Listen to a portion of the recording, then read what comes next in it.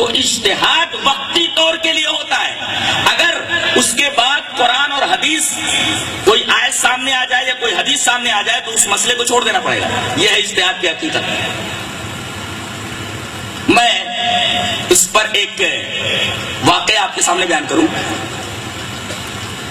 امام شافعی رحمۃ اللہ علیہ امام مالک کے شاگرد ہیں.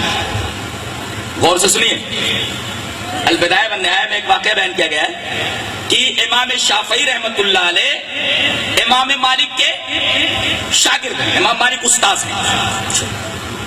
ایک دفعہ ایک شخص امام مالک کے درس میں آیا، آ کر کے پاس میں بیٹھ گیا. کہا کہ حضرت ایک مسئلہ پوچھنا ہے. کہا کہ پوچھو.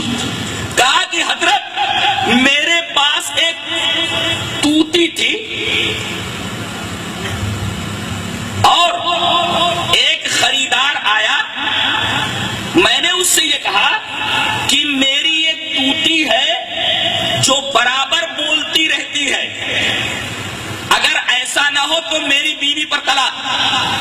وہ 1000 روپیہ دے کر کے طوطی لے گیا اور اب 4 دن کے بعد آیا ہے اور کہہ رہا ہے کہ تو نے یہ کہا تھا کہ یہ طوطی برابر بولتی رہتی ہے، یہ طوطی تو کبھی کبھی خاموش ہو جاتی ہے، لہذا یہ طوطی اپنے پاس رکھ اور میرا 1000 روپیہ واپس دے دے. تو میں نے طوطی تو لے لی، 1000 روپیہ بھی دے دیا، لیکن حضرت معاملہ بیوی کا ہے. میں نے یہ کہا تھا کہ یہ طوطی برابر بولتی رہتی ہے، اگر ایسا نہ ہو تو میری بیوی پر طلاق. حضرت طوطی تو میں نے لے لیا اور 1000 روپیہ اس کو دے دیا، لیکن اب یہ بتائیے میری بیوی پر طلاق پڑی کہ نہیں پڑی؟ امام مالک نے یہ کہا کہ تو نے یہ کہا تھا کہ یہ طوطی برابر بولتی رہتی ہے اور اگر ایسا نہ ہو تو میری بیوی پر طلاق، اور طوطی کبھی کبھی اب چپ ہو جاتی ہے. بولے ہاں ایسا تو ہے. کہا کہ تیری بیوی پر طلاق ہو گئی، ایک طلاق پڑ گئی. اب یہ بڑا پریشان ہوا. باہر جب نکلنے لگا تو امام شافعی رحمۃ اللہ علیہ اس کے پیچھے لگے. کہا کہ تم نے میرے استاد امام مالک سے کون سا مسئلہ پوچھا؟ کہا کہ یہ مسئلہ، میرے پاس ایک طوطی تھی، ایک خریدار آیا، میں نے یہ کہا کہ میری یہ طوطی برابر بولتی رہتی ہے، 1000 روپیہ دے کر کے طوطی لے گیا، 4 دن بعد واپس لایا اور کہنے لگا یہ طوطی کبھی کبھی چپ ہو جاتی ہے، برابر بولتی ہے مگر کبھی کبھی چپ ہو جاتی ہے. اور میں نے یہ کہہ دیا تھا کہ اگر ایسا نہ ہو تو میری بیوی پر طلاق. اب وہ طوطی کبھی کبھی چپ ہو جاتی ہے، یہی مسئلہ پوچھنے کے لیے آیا تھا میں، میری بیوی پر طلاق پڑی کہ نہیں پڑی؟ امام شافعی رحمۃ اللہ نے فرمایا کہ پھر استاد محترم نے امام مالک نے کیا فتویٰ دیا؟ کہا کہ وہ بولے طلاق پڑ گئی. حضرت امام شافعی نے فرمایا طلاق نہیں ہوئی. دیکھیے یہ دو امام ہیں. امام شافعی کہہ رہے ہیں کہ طلاق نہیں ہوئی اور امام مالک کہہ رہے ہیں طلاق ہو گئی. اب بتائیے دونوں کی باتیں مان لی جائے؟ یا تو امام مالک کی بات صحیح ہے یا پھر امام شافعی کی بات صحیح ہے. امام مالک یہ فرما رہے کہ طلاق ہو گئی اور امام شافعی فرما رہے طلاق نہیں ہوئی. تو طلاق ہو گئی اور طلاق نہیں بھی ہوئی، یہ تو اجتماعی ضدین ہے. یہ کیسے ہو سکتا ہے؟ طلاق ہو بھی گئی، طلاق نہیں بھی ہوئی. اگر دونوں امام صحیح کہہ رہے ہیں اور دونوں کا اجتہاد صحیح ہے تو بتائیے طلاق ہو بھی گئی اور طلاق نہیں بھی ہوئی، یہ کیا ہے؟ ایک ہی بات صحیح ہو سکتی ہے، طلاق ہو گئی یا طلاق نہیں ہوئی. امام مالک نے کہا طلاق ہو گئی، امام شافعی دوسرا امام کہہ رہا ہے کہ طلاق نہیں ہوئی. اب وہ آدمی بڑا خوش ہوا، بھاگا بھاگا امام مالک کے پاس آیا اور کہا کہ حضرت آپ کہہ رہے طلاق ہو گئی لیکن آپ کا ایک شاگرد بولتا ہے طلاق نہیں ہوئی. کہا کون بولتا ہے؟ کہا کہ محمد ابن ادریس الشافعی. کہا کہ بلا کر کے لاؤ. امام شافعی لائے گئے. کہا کہ میرے بیٹے، میرے بچے، تو نے یہ کہا کہ طلاق نہیں ہوئی؟ کہا کہ ہاں میں بولتا ہوں کہ طلاق نہیں ہوئی.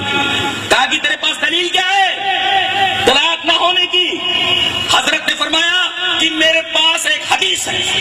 کہا کہ حدیث ہے تیرے پاس؟ کہا کہ ہاں میرے پاس حدیث ہے. کہا سناؤ. حضرت امام شافعی رحمۃ اللہ نے حدیث سنائی. وہ جو شافعی رحمۃ اللہ نے حدیث سنائی تھی میں آپ کو حدیث سنا رہا ہوں اور استدلال دے دوں. حدیث اس طرح وعن فاطمة بنت قيس رضي الله تعالى عنها أن أبا عمرو بن حفص طلقها البتة وهو غائب فأرسل إليها وكيله بشعير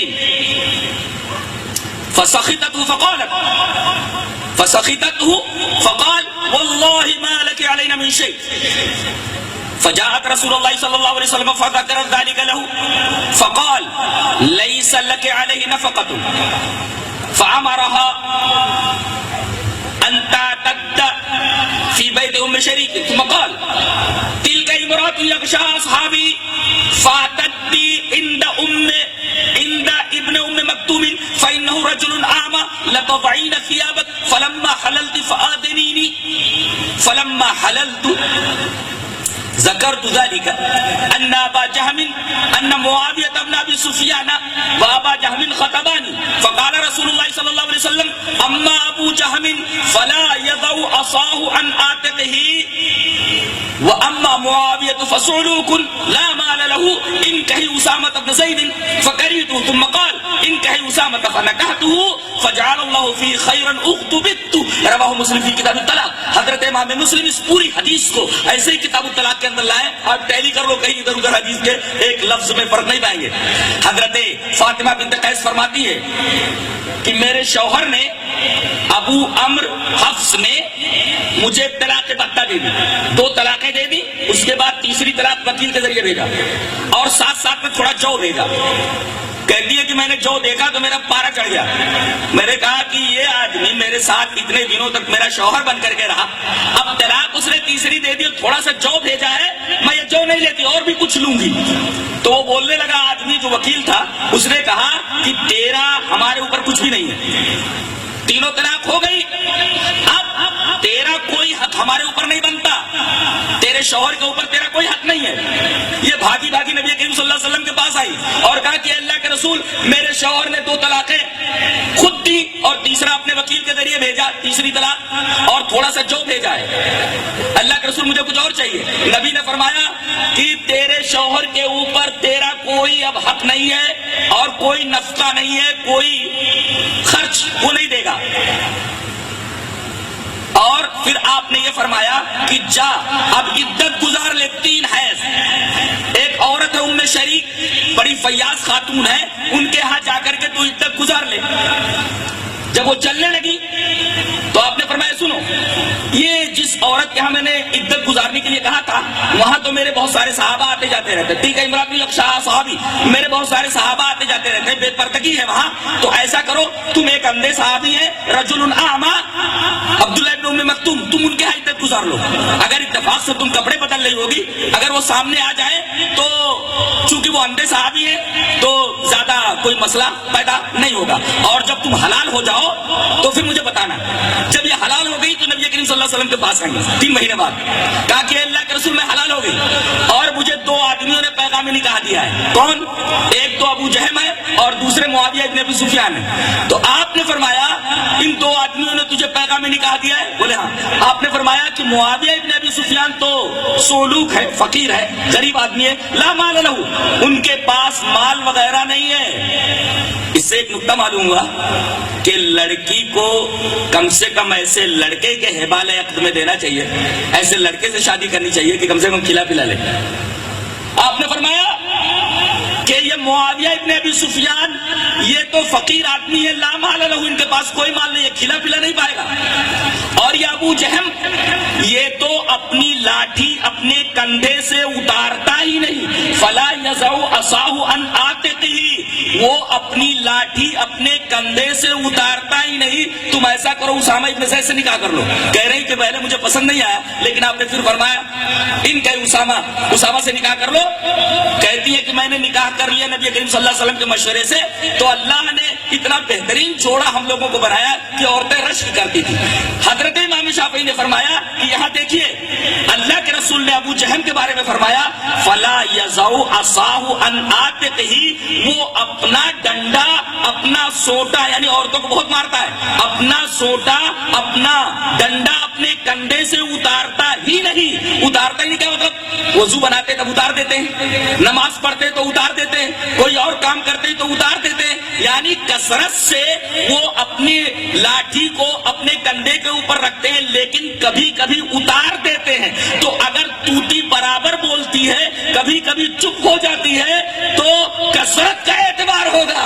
حضرت امام شافعی نے فرمایا طلاق نہیں ہوئی, اور یہ حدیث پاک اس بات کی دلیل ہے. حضرت امام مالک نے کہا میرے بیٹے میرے قریب قریب آؤ, اور حضرت امام شافعی کو انہوں نے سینے سے لگا لیا اور اپنے مسئلے سے رجوع کیا. کیا بات ہے, اتنا بڑا امام ایک مسئلہ بتاتا ہے اور دوسرا امام کہتا ہے آپ کا مسئلہ غلط ہے, لیکن پہلا امام فوراً رجوع کر لیتا ہے. آج یہی مزاج ہمارے علماء کا ہو کہ اگر کوئی فتویٰ دے اور کوئی حدیث اس کے خلاف آ جائے تو فوراً اپنے فتوے سے رجوع کر لے. یہی طریقہ تھا امام مالک کا, یہی طریقہ تھا امام شافعی کا, یہی طریقہ تھا امام ابو حنیفہ رحمۃ اللہ علیہ کا, یہی طریقہ تھا حضرت امام مالک کا. اب دیکھیے,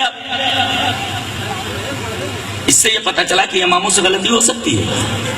ضروری نہیں کہ امام کوئی مسئلہ بتائے تو وہ صحیح بھی ہو.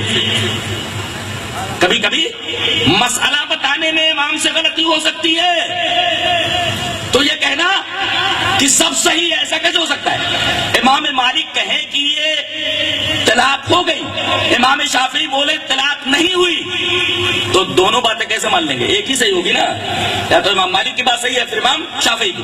اور امام شافعی نے کہا کہ میں نے یہ بات حدیث کی روشنی میں کہی ہے, اور جب حدیث انہوں نے پیش کی, استدلال پیش کیا, تو حضرت امام مالک رحمت اللہ علیہ نے اپنے مسئلے سے رجوع کیا. پتہ یہ چلا کہ مسئلہ بتانے کے بعد اگر کوئی حدیث آ جائے اس کے خلاف تو فوراً مفتی کو اپنے فتوے سے رجوع کر لینا چاہیے. اور یہ بھی معلوم ہوا کہ امام سے فتویٰ دینے میں غلطی ہو سکتی ہے, جیسا کہ امام مالک رحمت اللہ علیہ سے غلطی ہوئی, اور مسئلہ وہی مانا جائے گا, فتویٰ وہی تسلیم کیا جائے گا جو حدیث کے مطابق ہو. حضرت امام شافعی نے حدیث کی دلیل دی, تب امام مالک نے اس کو مانا.